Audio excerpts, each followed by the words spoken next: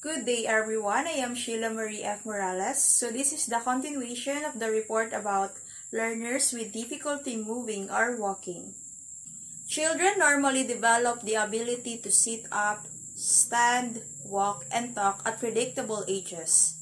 When they are late in achieving this milestone, it may be due to a developmental problem. Developmental Coordination Disorder or DCD is one such condition. So what is developmental coordination disorder? Developmental coordination disorder or DCD is also known as dyspraxia. It's a condition affecting physical coordination. It causes a child to perform less well than expected in daily activities for their age and appear to move clumsily. Children with motor difficulties begin with the family members and early childhood practitioners. Children with DCD have a trouble learning motor skill and coordinating the way they move. It is uncommon and under-recognized disorder that significantly affect a child's everyday functioning. For example, you might think, I need to tie my shoe. However, your brain does not properly send the instructions for shoe tying to your hands and feet. So, your brain know how to tie shoe, but your hands just can't follow your brain's instruction. The same thing happens when you try to run, jump, write, button a shirt, and many other tasks that most people take for granted. That is why others think that people with this condition are inept or unintelligent because they cannot perform basic tasks. Some sign that the children have developmental coordination disorder that is more than just typical difficulty in moving and walking are presented in this table.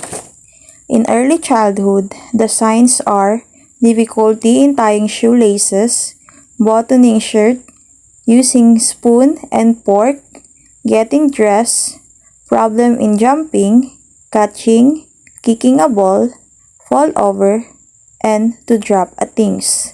While in school age, the signs are the difficulties in early childhood become more pronounced. Try to avoid sports, works on writing tasks for longer period of time in comparison to typically developing peers. In conducting assessment, a specialist determines a child's developmental history, intellectual ability, and gross and fine motor.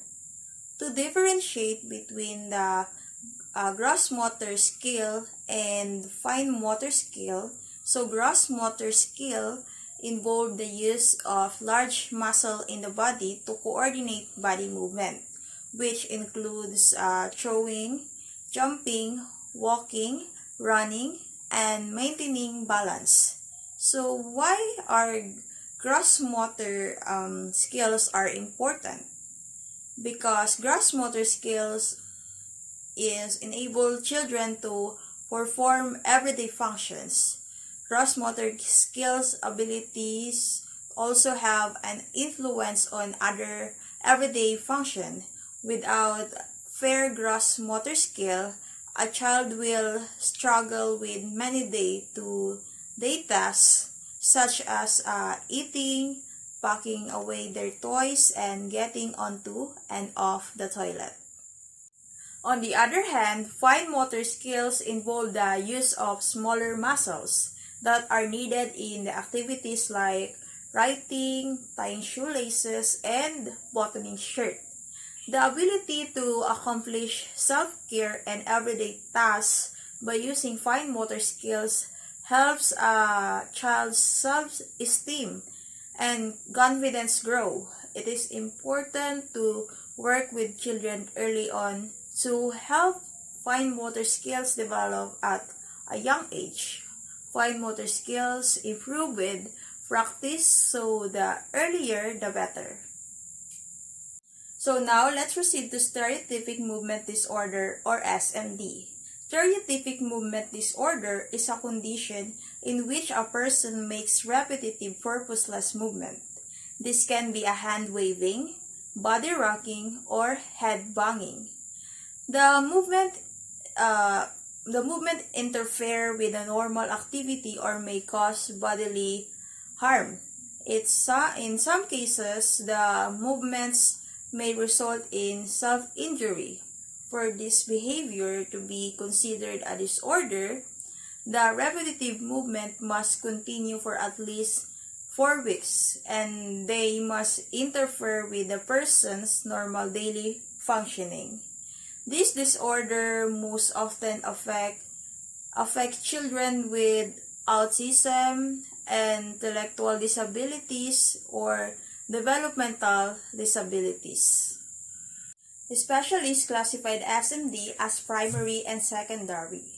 Primary motor stereotypies, also known as stereotypic movement disorder, are rhythmic, repetitive, fixed, predictable, purposeful, but purposeless movement that occur in children who are otherwise developing normally.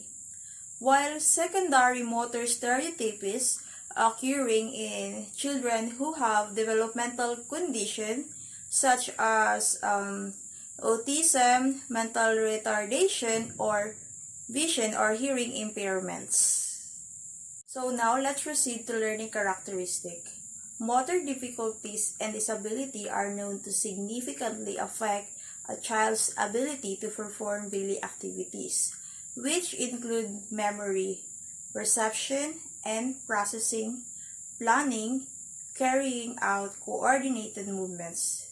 Speech may also be affected as motor control is needed in articulation and production. So according to Harris et al. 2015, moreover, developmental coordination disorder also affects psychosocial functioning as children report to have lower levels of self-efficacy and competence in physical and social domains, experience more symptoms of being depressed and anxious, as well as display externalizing behaviors. So, according to Valente et al. 2019, children with stereotypic movement disorder also to have self-esteem and have been reported to be withdrawn. And lastly, according to Armstrong 2012, on the other hand, a range of strengths needs to be acknowledged in every child with disability. Students with motor or movement disorder may excel in other areas of intelligences that are not controlled by motor functions. They have adequate intelligence, creativity, and language skills depending on the severity of the disorder and the presence of the supportive adult. In fact, some children and adults who are physically handicapped or have cerebral palsy have learned to paint with their mouths or feet to compensate for their rigid limbs and have done so successfully. Some children may do well in logical thinking and comprehension and even in writing using assistive technology. Hence, for children with motor difficulties and disability, support systems are needed to ensure that they are given equal opportunities to access learning experiences in school alongside their typically developing peers. So that's all my report. Again, I am Sheila Marie F. Morales. Thank you for watching. I hope you learned something from this video.